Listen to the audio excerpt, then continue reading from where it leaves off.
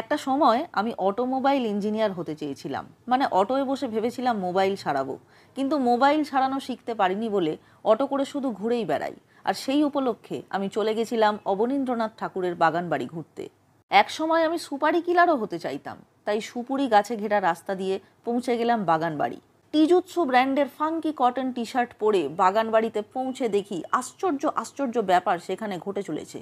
শুনেছিলাম ছোটবেলায় পালকিতে নাকি বউ চলে যায়, শরমে মন ভরে যায়, কিন্তু এখানে দেখছি পালকিতে নেতাজির ছবি।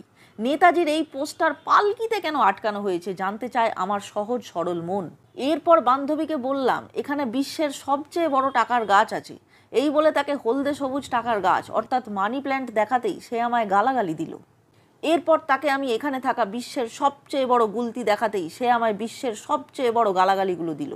গালাগালি খেলে আমার মনের দুঃখে খিদে পায়, তাই মনের দুঃখে ওখান থেকে বেরিয়ে মিনমিন করে আমি চলে গেলাম চাউমিন খেতে।